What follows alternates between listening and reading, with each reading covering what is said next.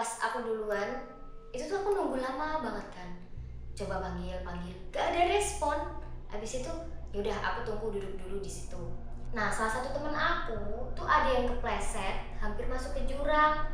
Untungnya dia tuh langsung refleks megang tangan.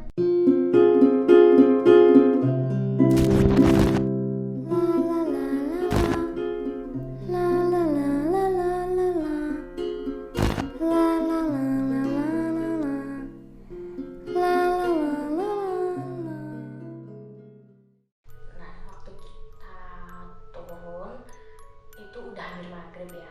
Tiba-tiba kita tuh masuk ke dalam hutan bambu. Padahal waktu berangkat tuh kita nggak ngelewatin jalur itu kayak gitu kan. Pertama ya emang ada sih bambu-bambu sedikit. Mungkin oh ya memang ini ternyata semakin kita dalam kita jalan terus masuk ke dalam tiba-tiba kok jalurnya kayak gini ya kayak gitu. Kok tiba-tiba kita ada di sini pasti kita ini salah jalan kayak gitu kan. Lumayan jauh masuknya Iya, kita. terus kita lihat jam kan, ini jam berapa sih gitu. Kita lihat jam, waduh ternyata ini udah menjelang maghrib semua langsung berhenti. Pada lihat-lihatan kayak gini kan. Terus Itu kita udah balik. habis maghrib, orang pas Daniel kepleset itu tuh udah malam. Iya kan kita lihat jam, ya ini udah maghrib kan gitu kan. Wah terus kita langsung Jam lihat-lihatan kan.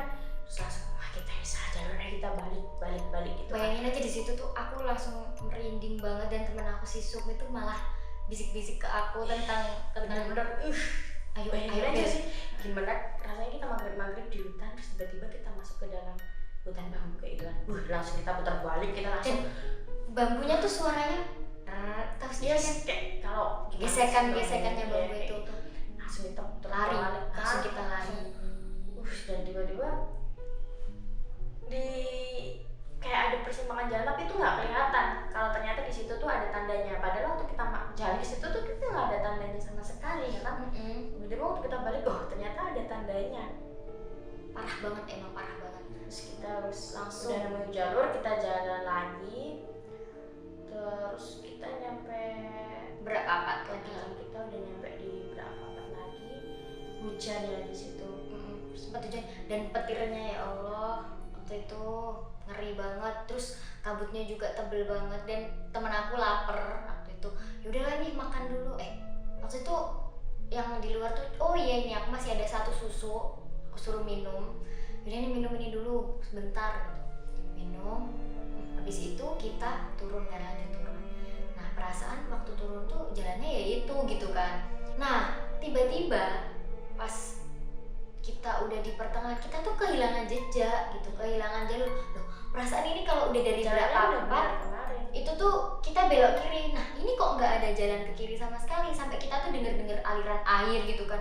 Kalau kita dengar nyari, kalau ada tapi aliran udah air lama banget ya di situ namanya kayak nyari jalan. Terus center tuh nggak tembus soalnya benar-benar kabut, hujan.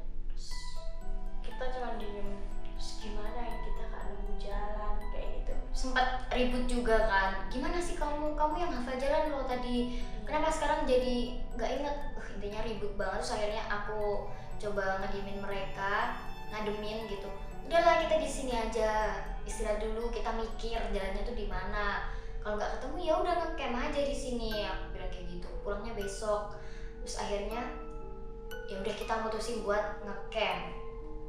Dan waktu ngecamp itu logistik kita juga udah habis seadanya, tinggal mie 2 sama energen ya waktu itu. Habis itu kita diriin tenda kan, habis diriin tenda waktu kita masak-masak misteri terpecahkan. Ternyata ada salah satu teman kita yang dia ngomongnya nggak naik gunung. Jadi dia pamit sama ibunya itu kalau dia ngecamp di kebun teh. Dan itu menjadi kenyataan malam itu ya, kita akhirnya ngecamp juga Sehari di kebun teh. Bener-bener di kebun teh, bukan di berapa part yang buat ngecamp. Kan itu bener-bener di pinggir ya, ada tanah lapang kayak gitu. Terus kita udah nyariin tenda di situ, kita bikin makanan, kita bikin mie, minum energen, terus kita istirahat karena kita udah capek. Kita udah kayak tadi emosi muter-muter cari jalan bener-bener nggak ada kayak gitu. Terus ya udah kita istirahat. Paginya teman kita yang itu yang pamit ibunya kita akan di kebun teh itu, dia bangun duluan kan, terus dia Manggil-manggil. dia coba-coba cari jalannya gitu kan pagi-pagi. Tiba-tiba dia teriak-teriak manggil kita, ternyata jalan yang kita cari semalam itu ada di belakang tenda kita.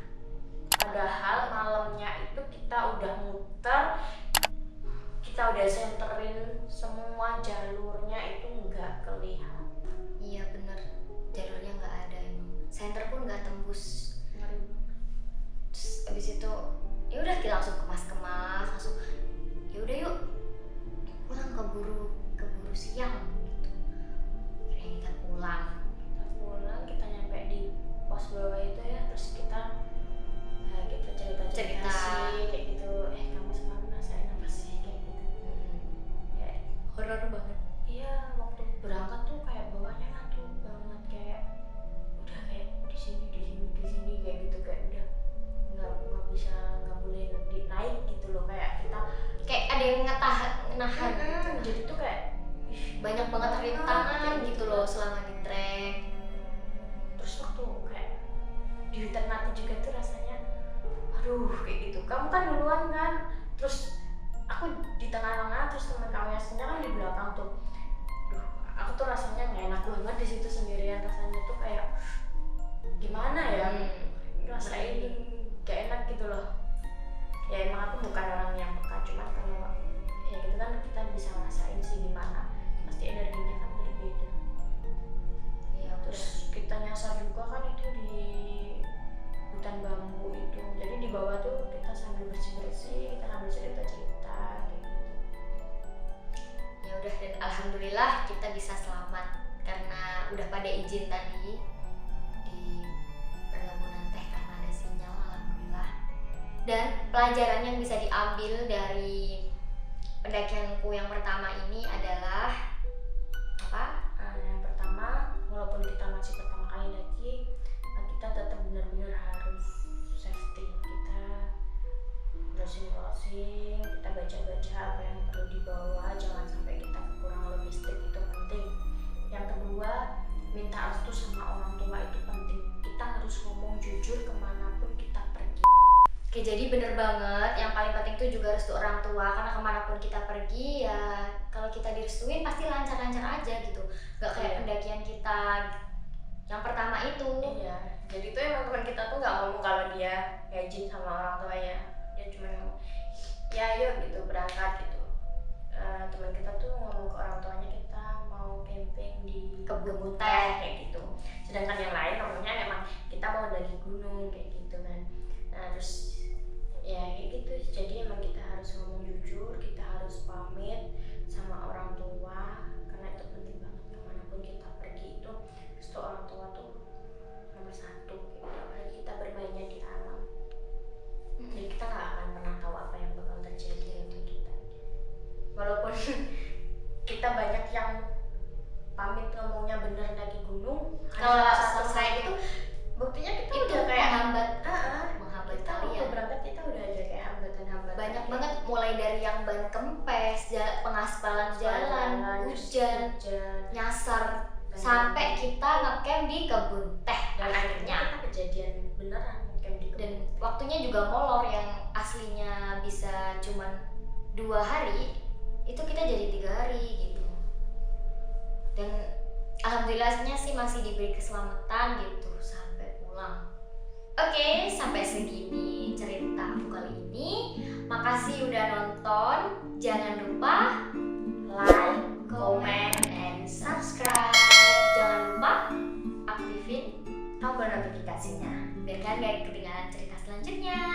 Terima kasih. Assalamualaikum.